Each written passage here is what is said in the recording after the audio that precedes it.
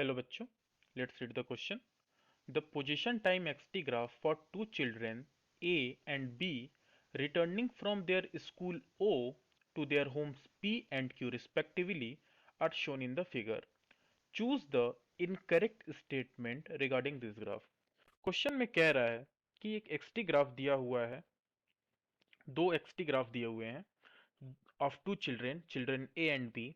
दोनों अपने school O से अपने home respectively P and Q पे रिटर्न करते हैं। तो गिवन चार ऑप्शंस में से हमको बताना है कि कौन सा ऑप्शन सही है, कौन सा ऑप्शन गलत है। पहला स्टेटमेंट दिया है A lives closer to the school than B. अगर हम ग्राफ को ढंग से देखें तो ये हमारी एक्स एक्सिस है, ये हमारी टी एक्सिस है। तो OP और OQ का अगर रिलेशन देखें तो OQ is larger than OP. It is the distance from school to their homes for their respective homes of A and B. इसका मतलब ये स्टेटमेंट करेक्ट है क्योंकि OQ बड़ा है OP से।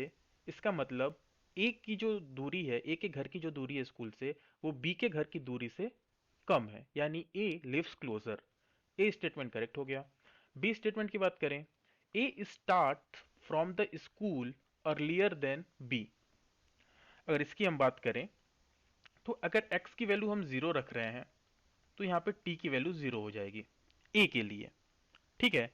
लेकिन b के लिए अगर हम बात करें, ये a की बात हो गई, b की बात करें तो b पे अगर हम t जीरो, x को हम जीरो भी कर रहे हैं, x को हम जीरो कर रहे हैं, तो हमारा जो t है उसकी एक फाइनाइट वैल्यू है। इसका मतलब कि a starts from the school earlier than b, earlier than B, यानी ये भी सही है।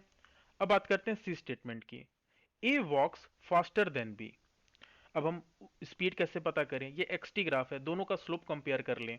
अगर हम ध्यान से देखें तो ये हो गया ए का स्लोप, ये हो गया बी का स्लोप।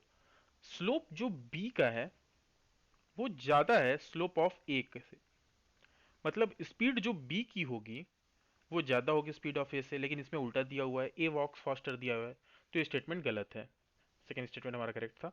डी ऑप्शन की बात करते हैं, A and B reach home at the same time.